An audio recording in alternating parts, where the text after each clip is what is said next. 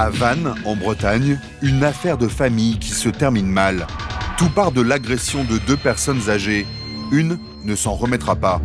La police pense d'abord à un cambrioleur, mais le criminel était peut-être bien plus proche. L'appât du gain et la jalousie sont-ils les motifs qui ont conduit à la mort d'Anne-Marie Lecouviour? Anne-Marie, dit Annette, était la seconde épouse d'Eugène Lecouviour, un riche entrepreneur du Morbihan. Un soir, le couple est victime d'un cambriolage au cours duquel Annette va mourir. Certains enquêteurs ont fantasmé et on se dit ça colle pas, c'est autre chose. Nous, on a su tout de suite que ce n'était pas un cambriolage. Annette a-t-elle été assassinée? L'instigatrice du cambriolage, Josiane Lecouviour, nie avoir commandité la mort de sa belle-mère. Pourtant, c'est la question de l'héritage qui était au cœur du procès qui s'est tenu à Vannes au mois de mai 2012. On sent que la présence de l'argent est là, au cœur de l'enquête, de toute façon. Une histoire de famille, un gros héritage et une mort tragique, une sombre affaire de testament qui aurait tourné au drame.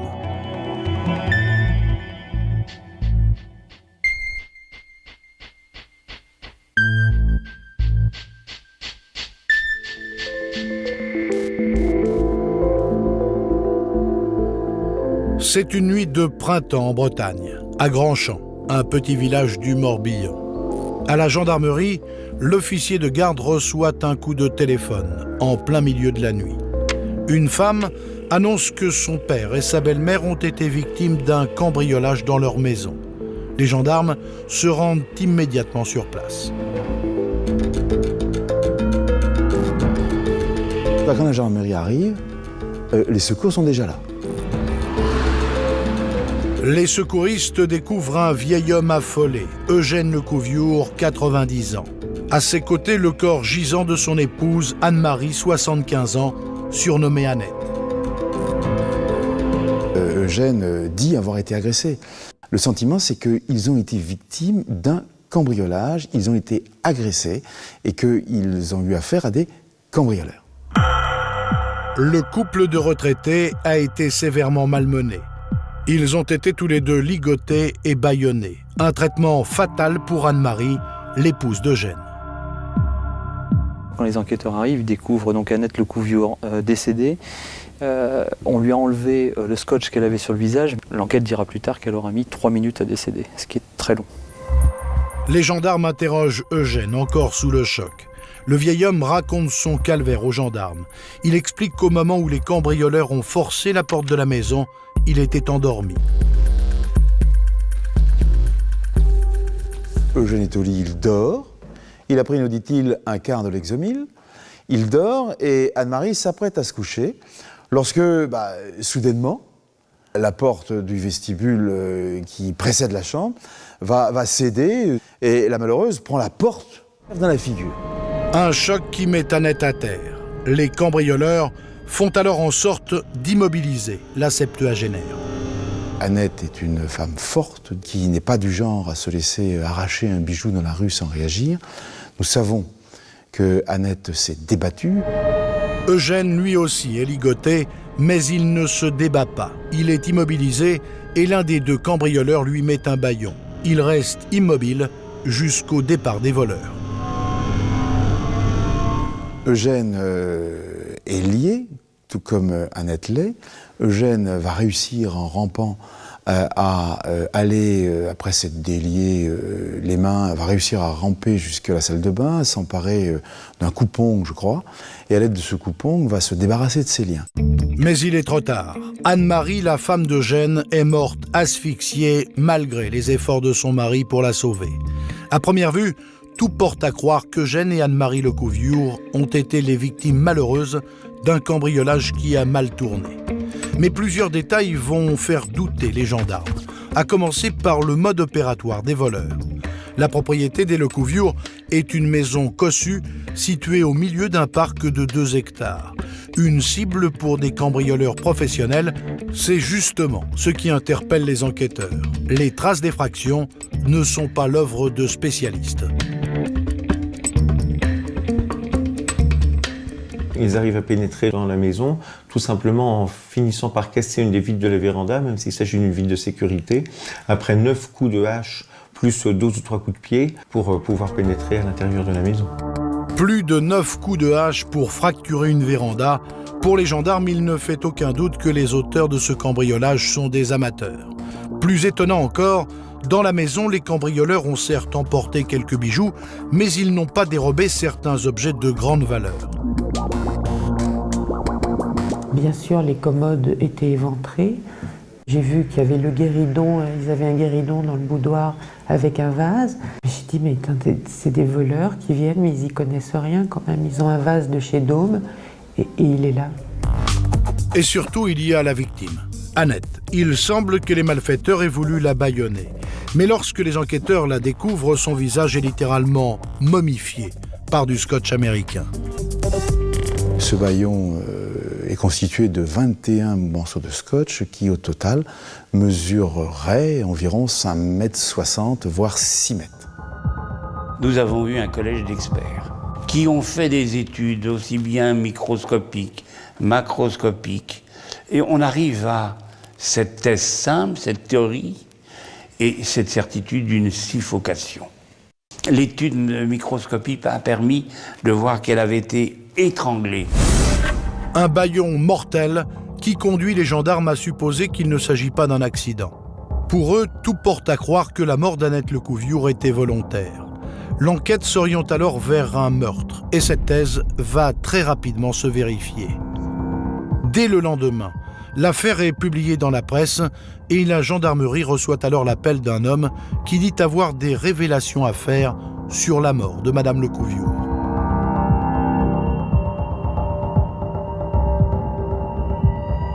Le samedi matin, donc le lendemain de la découverte des faits, il y a un premier témoignage anonyme qui arrive à la gendarmerie et l'enquêteur va se déplacer, il va rencontrer ce témoin à Quimperlé, dans un bar PMU, pour essayer de voir si justement ce témoin a réellement quelque chose à apporter.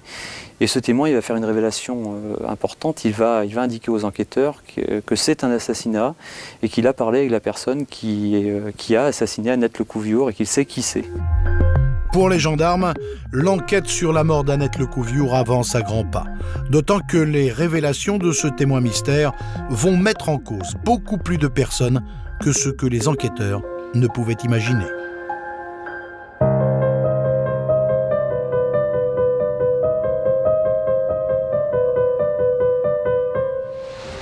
À peine 24 heures après le cambriolage, ce témoin clé, Marc Guérard, se confie à un gendarme.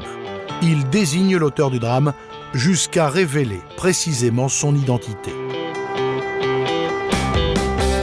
Ce témoin va citer un nom, celui de son ami d'enfance, Venceslas Le Cerf. Il va indiquer qu'il lui a parlé, qu'ils se sont vus et que Venceslas lui a expliqué qu'il avait fait un coup et qu'il avait, ce sont ces mots, qu'il devait rayer une dame et qu'il l'avait fait. Pour confondre le suspect, les gendarmes vont alors organiser un guet-apens. Les gendarmes, à ce moment-là, l'aubaine est belle, vont inviter chaleureusement Marc Guérard à aller dès le dimanche matin, sous couvert d'aller remplir ses papiers, rencontrer son ami Venceslas Le Cerf et si possible le faire parler. Les gendarmes, eux, disent qu'ils ont vu arriver par hasard le lendemain ce fameux témoin chez Venceslas Le Cerf. Une chose est sûre, ils se sont revus le dimanche, ils ont parlé, il a eu des éléments et ce témoin, il affirme qu'effectivement, clairement, il pense que c'est un assassinat. Le dimanche, en fin d'après-midi, 3 jours après le meurtre, les gendarmes arrêtent Venceslas Le Cerf. Mais il n'est pas le seul à être impliqué. Un autre homme, soupçonné d'avoir participé au drame, est arrêté. Ils vont interpeller aussi Guénolé Madé, qui est soupçonné d'être co-auteur, on va dire, d'être complice de ce cambriolage, enfin de cet assassinat du coup, puisque la thèse là qui est tenue, c'est celle de l'assassinat. Donc les deux vont être interpellés et placés en garde à vue. Pendant sa garde à vue, Venceslas Le Cerf avoue rapidement avoir une responsabilité dans la mort d'Annette Lecouviure. Il cite également un troisième nom aux gendarmes, celui de Loïc Duguay, un jardinier qui, lui, n'aurait pas pris part au cambriolage. C'est lui qui aurait donné l'ordre, en tout cas les informations, à Venceslas Le Cerf et Guénolé Madé d'aller dans cette maison faire l'assassinat. Venceslas Le Cerf aurait donc agi selon la volonté de Loïc Duguay, le jardinier. Pourtant, les deux hommes n'étaient pas de grands amis, tout au plus des connaissances. Venceslas Le Cerf a rencontré Loïc Duguay un soir par hasard chez un ami. Il l'a rencontré assez fortuitement. Monsieur Duguay a pensé à un moment qu'il pourrait faire l'affaire. Il le contacte. Venceslas Le Cerf étant sans doute plus hâbleur qu'autre chose, il croit qu'il va pouvoir faire l'affaire. Venceslas Le Cerf sait se mettre en avant. Loïc Duguay, lui, a un contrat à lui proposer. Une forte somme d'argent pour aller dans la maison de Grandchamp chez Eugène et Annette Lecouviure. Venceslas Le Cerf a été uniquement motivé par le fait d'avoir un petit peu d'argent facile qu'on lui proposait. Lui, il a un travail régulier, hein, il est chauffeur. Il est éventuellement, parfois, il fait des extras en tant que portier en boîte de nuit. Du fait de cette profession qui peut susciter des fantasmes, on suppose qu'il connaît des mauvais garçons. La personne qui ne connaît pas le milieu ni de la délinquance ni des boîtes de nuit suppose qu'il pourrait faire l'affaire. Venceslas Le Cerf se dit autant en profiter. Venceslas Le Cerf explique alors aux gendarmes qu'il a accepté le contrat que lui proposait Loïc Duguay, mais qu'il a fait le coup avec son ami Guénolé Madé. Venceslas Le Cerf, lui, a compris qu'il y avait quelqu'un à qui on avait proposé seul de le faire pour 15 000 €. Comme il ne se sentait pas de le faire seul, il s'est dit 15 000 pour un, 20 000 pour deux. L'affaire est entendue entre le jardinier et les deux amis. Loïc Duguay est persuadé que Venceslas et Guénolé sont les hommes de la situation. Pourtant, aucun des deux hommes n'a de passé de délinquant. Venceslas Le Cerf n'a jamais été condamné pénalement, sauf à une petite amende pour simplement un défaut administratif de conduite sur son camion lorsqu'il était donc conducteur de poids lourd. Venceslas Le Cerf et Guénolé Madé sont des amateurs. Et ils se rendent rapidement compte que pénétrer en pleine nuit dans une maison de notable isolée n'est pas une mince affaire. Ils trouvent un petit endroit où ils peuvent monter sur un muret. Ils pénètrent par cet endroit-là, ils rentrent dans la propriété. Et là, ils attendent parce qu'ils ne savent pas trop ce qu'ils vont faire. On y va, on n'y va pas. Ils attendent que les lumières s'éteignent 2 à 3 heures dans la propriété, en train de voir est-ce qu'il y a quelqu'un, est-ce qu'on a déclenché une alarme. On ne sait pas ce qu'on fait, on a un petit peu peur. L'argent facile au départ devient cette nuit-là une véritable expédition pour ces deux hommes sans histoire. Ils voulaient les 20 000 €, c'est tout. Mais comment un simple jardinier pouvait-il être en mesure de fournir une telle somme ? Au cours de la garde à vue, les enquêteurs vont remonter le fil. Le jardinier va être lui aussi interpellé, placé en garde à vue, et lui va dire également que c'est un assassinat, mais que c'est pas lui qui l'a demandé, il l'a fait pour le compte de son ancienne patronne, de Josiane Lecouviure. L'enquête prend alors une autre tournure. Annette Lecouviure aurait bien été assassinée, mais surtout, c'est sa propre belle-fille, Josiane Lecouviure, qui en serait la commanditaire. Les gendarmes cherchent à comprendre ce qui aurait poussé cette femme à organiser le meurtre de sa belle-mère. Ils vont alors découvrir les secrets d'une famille recomposée.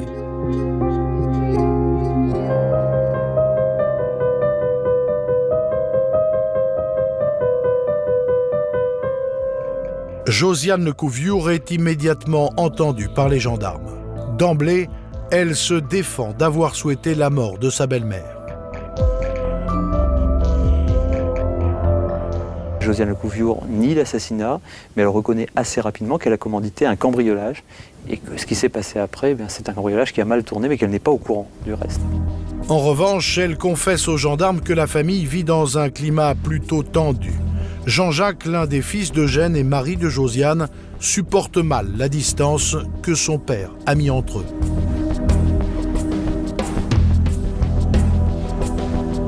C'est très mal vécu par les enfants parce que ma conviction est que lorsqu'un fils a le sentiment que son père lui préfère ses beaux enfants.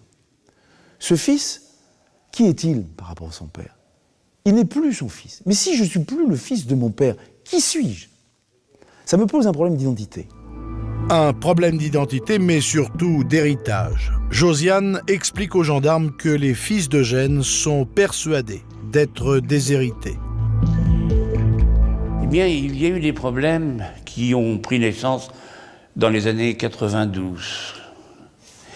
Ils ont été, j'allais dire, attisés par une jalousie d'un des frères, le Couviure, c'est-à-dire l'un des fils, persuadé que la belle-mère était en train d'organiser une spoliation au profit de ses enfants et au détriment des enfants du premier dit.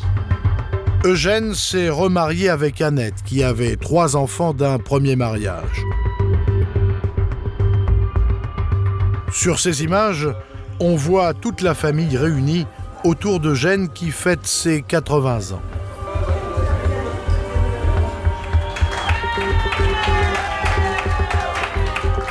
Le patriarche est une figure de réussite dans la région.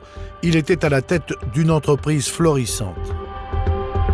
Monsieur Le Couviure étant un industriel qui, au départ, vendait ou faisait vendre des matelas sur des marchés. C'est dans ces conditions qu'en 1973, il a fait connaissance d'Anne-Marie, que l'on appellera Annette, Anne-Marie Hamon, qui deviendra vers les années 83 son épouse. Les deux ayant divorcé, 2 familles vont sans doute se reconstituer, les 3 enfants d'Eugène et les 3 enfants d'Annette. Les enfants d'Eugène travaillent dans l'entreprise de leur père et en sont également actionnaires. En 1992, une opportunité se présente. Une entreprise américaine propose à Eugène Le Couviure de racheter son usine.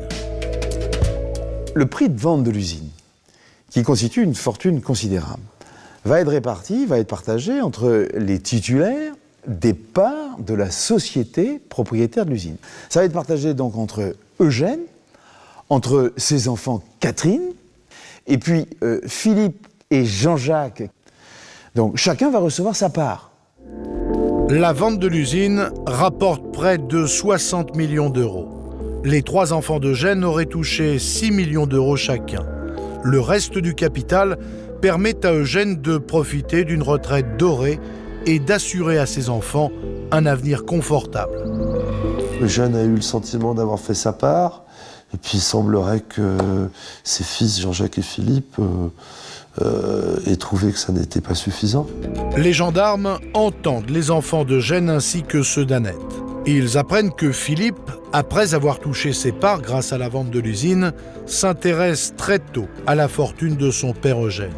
Une curiosité qui étonne le vieil homme. 2-3 ans plus tard, quand son fils Philippe a commencé à s'enquérir de ses dispositions testamentaires par avocat interposé, il a été un peu choqué.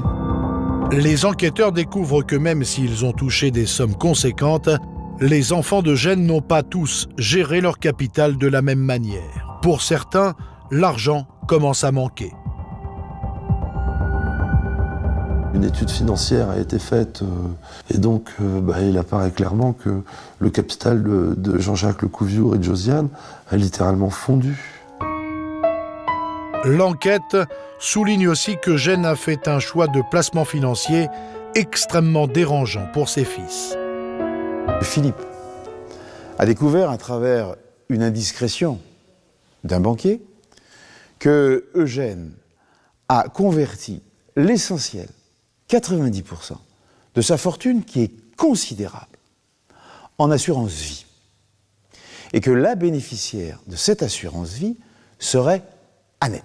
On s'est dit que de toute façon, si ce n'avait pas été maman, mais si ça avait été une autre femme qui avait des enfants, le problème aurait été exactement le même. Ça aurait été toujours une question d'argent. C'était récurrent chez eux, voilà. Les fils d'Eugène, Jean-Jacques et Philippe, veulent récupérer la fortune de leur père. Josiane, la femme de Jean-Jacques, explique que son mari et son beau-frère ne parlent que de cela. Elle en a assez d'entendre parler d'argent et d'héritage. Surtout qu'elle sait qu'il existe des papiers qui prouveraient qu'Eugène spolie ses fils au profit d'Annette. Elle a eu vent de ces documents à l'occasion d'un repas de famille, au moment où elle fait la vaisselle avec Annette dans la cuisine, elle discute et dans la conversation, Annette parle de documents importants et elle le dit clairement, les enfants d'Eugène ne les retrouveront jamais. Josiane dit aux enquêteurs qu'en récupérant ces documents, elle pense pouvoir changer les décisions testamentaires d'Eugène. Elle échafaude alors un plan très simple.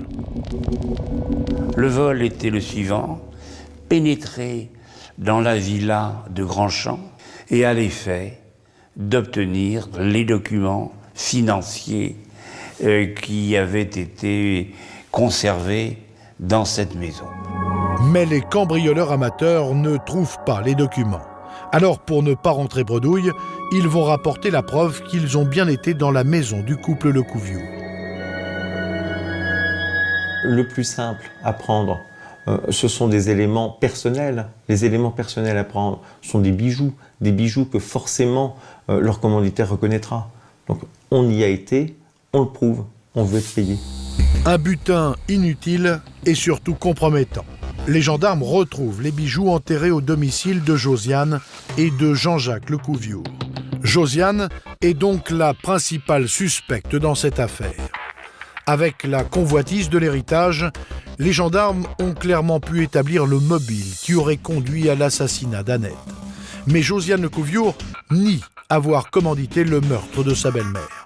La mort d'Annette Lecouviou était-elle préméditée? C'est cette question que le procès va devoir éclaircir.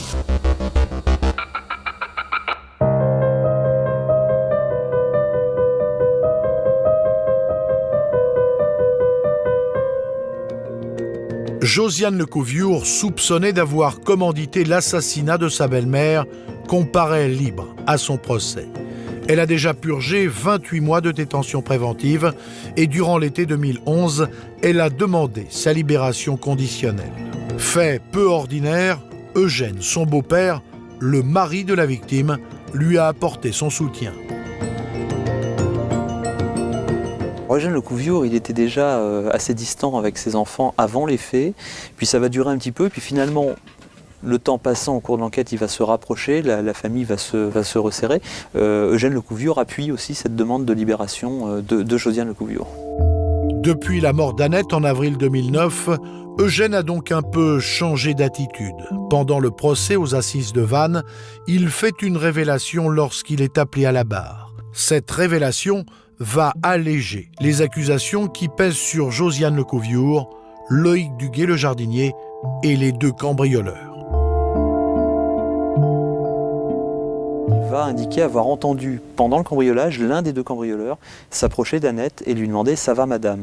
Cette phrase « ça va madame », c'est vrai que ça tend vers plutôt la thèse du cambriolage qui a mal tourné puisque les cambrioleurs s'inquiètent effectivement de la santé de la personne qui est saucissonnée.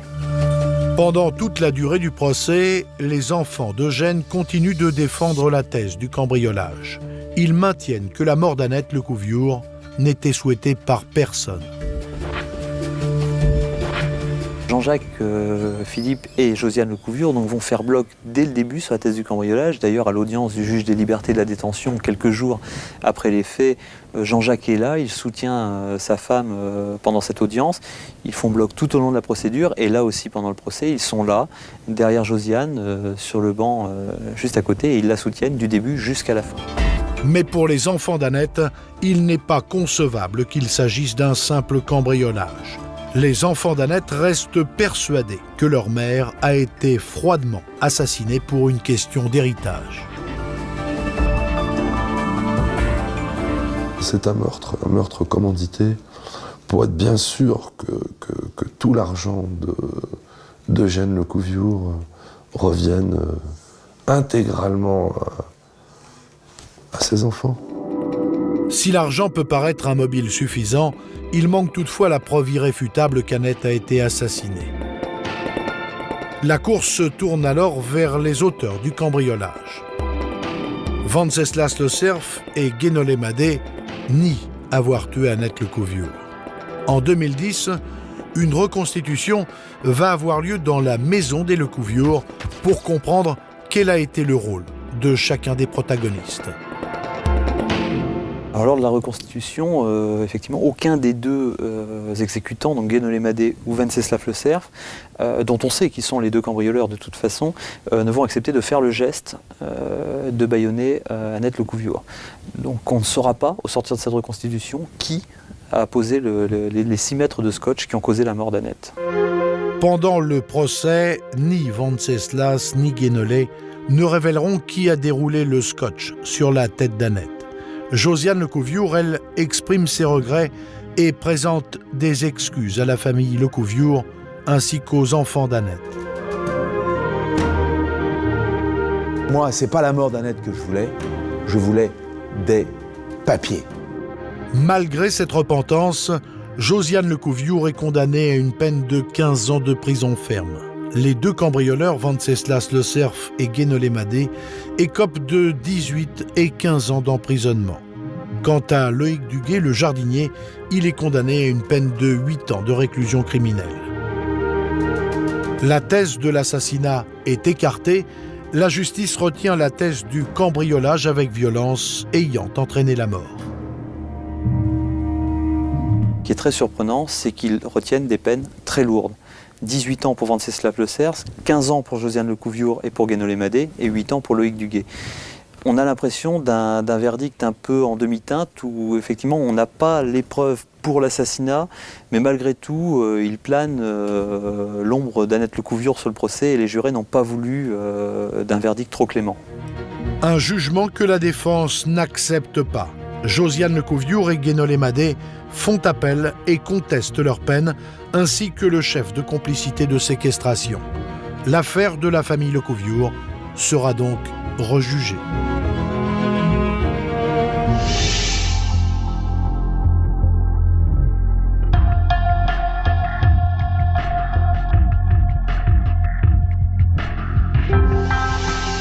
C'est l'histoire de Bernard Glaise, un commerçant retrouvé mort dans le coffre de sa voiture